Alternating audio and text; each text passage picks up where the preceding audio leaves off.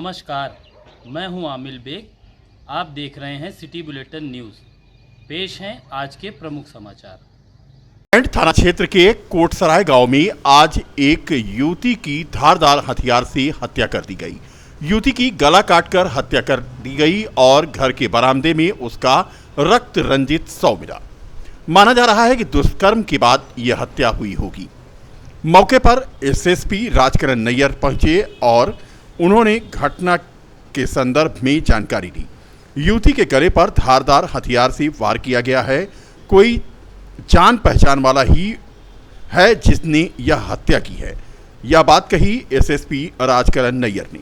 उनका कहना था कि एक संदिग्ध व्यक्ति को कस्टडी में लेकर पूछताछ की जा रही है।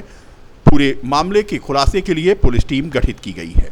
बता दें कि कोटसराय गांव में जिस युवती की हत्या हुई है वो उसकी बड़ी बहन की शादी हो गई है और छोटी बहन घर में दूसरे कमरे में सो रही थी। गांव के ही एक बेकरी में वह काम करती थी तथा बाद में वो सिलाई का भी काम करती थी।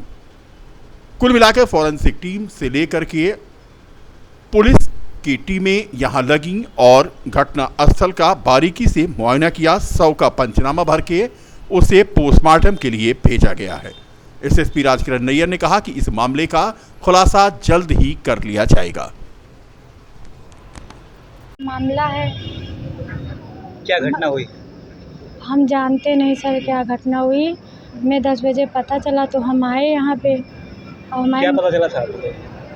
कि हमें पता चला कि उसका मर्डर हो गया है। तो हम यहाँ पे आए देखने के लिए, लेकिन हम देख नहीं पाए थे सही से। हाँ, हमारी मौसी की लड़की थी वो। आपकी मौसी की लड़की थी? हाँ। आपका क्या नाम है? रिंकी। और मौसी की लड़की का जिनकी हत्या हुई है? पूजा। पूजा नाम है। आपकी फोन पर बात भी होती थी ना? परसों हुई थी बात। तीनों लोग। लाइन पर कौन कौन था? जूही थी, हम थे, वो थी। जूही कौन है? उसकी बड़ी वाली बहन। पूजा की बड़ी बहन का नाम जूही है। जूही की शादी कहाँ हुई? यहाँ हुई है। अच्छा, आपका घर कहाँ है? हमारा घर कटरौली। आपकी मौसी की लड़की थी पूजा जिसकी हत्या हुई है। हाँ। कितने साल उम्र है उसकी लेकर? अरे होगी 21 साल की होगी। 21 साल। क्या करती थी? कुछ नहीं, घर में रहती थी, सिलाई उलाई करती थी। उसकी माँ पार्लर वालर माँ सीखती की थी। डेथ कब हुई थी? हम लोग छोटे छोटे थे जब छोटे थे। और पिता का तो एक्सीडेंट हुआ था। कौन? अरे हो गया 10 साल। कितने भाई बहन है? 3 बहन है। 3 बहन है। उससे भी बड़ी बहन वो वहाँ पे है कमक्खन में है। वो क्या लगता है आपकी बातचीत हुई? कोई दिक्कत नहीं, कुछ भी नहीं बताई उसने कभी थी। ये बताया कि उसको कोई दिक्कत है, कोई परेशानी है? नहीं, कभी नहीं बताई थी, कुछ भी नहीं बताती थी। आप लोगों को ये घटना देख के पहली नज़र में क्या लग रहा है? कुछ बोलो, तभी कुछ बोलो। नहीं आता है, बोलो। उसको पकड़ के मारो और क्या करोगे? उसको ऐसी मौत दो कि जैसे किसी को मिला ना हो। नहीं, कौन है वो? कौन है? हमें पता नहीं है कौन है। कभी उसने बताया नहीं? कभी नहीं बताया। किसी लड़के से कोई बातचीत तो नहीं थी? नहीं, हमने अब बताया नहीं तो हम जाने किसी से कैसे? दुश्मनी? ये भी नहीं जानते, यहाँ रहते नहीं थे हम। क्या नाम है बेटा? रिंकी। चलो। यहीं पे है, मेरी संस्था चलती है, वहाँ संचालक हूँ। MS कंप्यूटर इंस्टीट्यूट मेरा है और बगल से गैलरी हुई है और यहाँ पर देख सकते हैं आप, इनका घर है, ठीक है। और ये पहले आज से 3-4 साल पहले जो है बेकरी वगैरह में काम करती थी। सन फूड प्रोडक्ट है, वहीं बेकरी में काम करती थी। उसके बाद जो है उन्होंने वहाँ छोड़ दिया, सिलाई वगैरह अपना सीखा। सिलाई सीखने के बाद अपना भरण पोषण सिलाई से ही करती थी। अगल बगल गाँव के जो कपड़े वपड़े होते थे वही सिलाई वगैरह करके अपना भरण पोषण करती थी।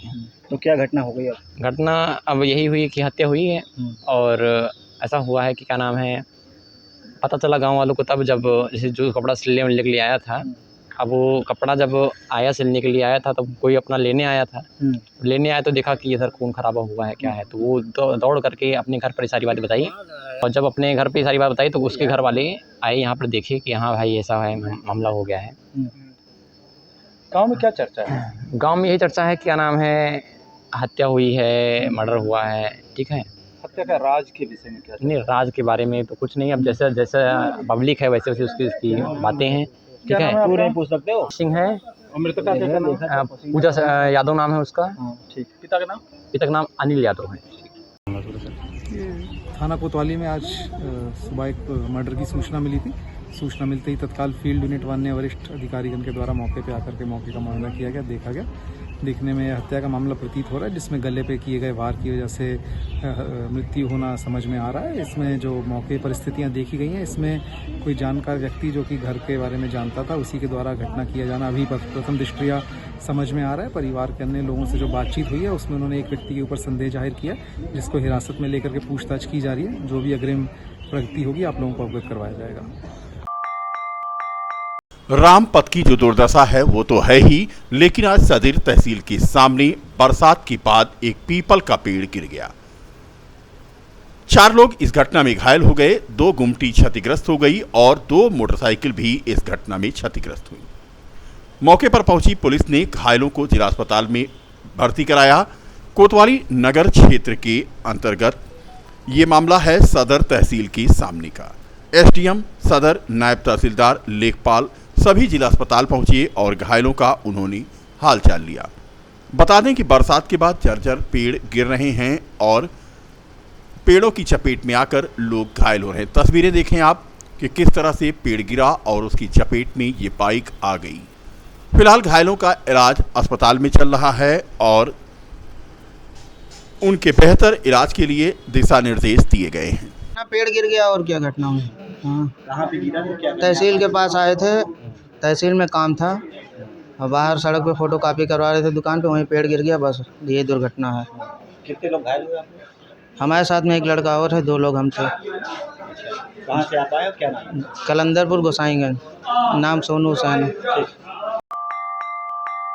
सपा सुप्रीमो अखिलेश यादव के द्वारा फैजाबाद सांसद अवधेश प्रसाद को अयोध्या का राजा कहे जाने पर भाजपा ने कड़ा एतराज जताया है। भाजपा के जिलाध्यक्ष संजीव सिंह ने आज इस पर प्रतिक्रिया देते हुए कहा कि अखिलेश यादव का मानसिक दिवालियापन छलक रहा है। अयोध्या के राजा के रूप में मर्यादा पुरुषोत्तम राम और चक्रवर्ती सम्राट के रूप में उनके पूर्वजों का नाम इतिहास में दर्ज है। भगवान राम के बाद अयोध्या का राजपाट जिसे दिया गया है वो हैं हनुमान जी महाराज और कलयुग में वो जीवन के देवता के रूप में हनुमानगढ़ी में साक्षात विराजमान हैं।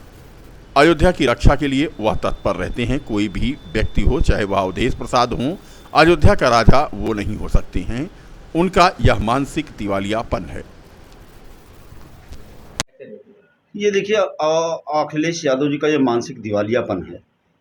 अयोध्या के राजा के रूप में मर्यादा पुरुषोत्तम भगवान राम और चक्रवर्ती सम्राट के रूप में उनके पूर्वजों का नाम इतिहास में दर्ज है।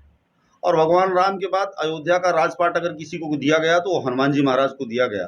और इस कलयुग में भी जीवंत देवता के रूप में हनुमान जी महाराज अयोध्या में साक्षात हनुमानगढ़ी सिद्धपीठ पर विराजमान होकर अयोध्या की रक्षा के लिए हमेशा तत्पर रहते हैं। कोई अवधेश प्रसाद या कोई व्यक्ति, कोई मनुष्य अयोध्या का राजा हो ही नहीं सकता। यह अखिलेश यादव का मानसिक दिवालियापन है। कुछ प्रोपोगंडा फैलाकर, कुछ हमारी देश की भोली भाली जनता को गुमराह करके कुछ सीटें ज़्यादा मात्र जीत लेने से जो है उनका जो पुराना अहंकार है फिर निकल के चला आया है। अराजकता फैलाना, उल्टे पुल्टे काम करना, उल्टी पुल्टी बयानबाजी करना, लोगों की असमत के साथ खेलना, सनातन धर्म को कमज़ोर करना, सनातन धर्म के साथ कुचक्र करना, राम भक्तों पर गोली चलवाना और उनकी जो सेना है गुंडा माफिया बदमाशों की, उस सेना के सहारे देश में अराजकता पैदा करना उनकी प्रवृत्ति रही है। और वह प्रवृत्ति उनके आचरण में दिख रही है, जो इस बात का संकेत है। जनता उस संकेत को समझेगी और उनको आगे सद्बुद्धि देने का काम करेगी। 2027 में उनको नेस्तनाबूद करके फिर यहाँ जब भारतीय जनता पार्टी की पूर्ण बहुमत की सरकार बनाएगी, उनकी अकल ठिकाने आ जाएगी। अगर आप अयोध्या के राजा के रूप में वो उनको कह रहे हैं तो आप सोच सकते हैं कि उनका कितना बड़ा मानसिक दिवालियापन है। एक तरफ संविधान की रक्षा की बात करते हैं, एक तरफ लोकतंत्र की बात करते हैं। जब लोकतंत्र की बात होती है तो लोकतंत्र में कोई राजा नहीं, लोकतांत्रिक व्यवस्था से चुना हुआ जनसेवक होता है, लोकसेवक होता है। यहाँ राजा नहीं होता। राजशाही इस देश में समाप्त हो चुकी है। अगर वो राजा बना रहे हैं तो इसका मतलब वो राजशाही लाना चाहते हैं। उनके ज़माने में जब वो मुख्यमंत्री थे तो राजा के रूप में काम करते थे। उनका जो फरमान होता था वही कानून होता था। उनके जो आदेश होते थे और उनके कार्यकर्ताओं के जो कृत्य होते थे वही कानून का रूप लेते थे। थाने, पुलिस, कोतवाली उनके इशारों पर चलते थे।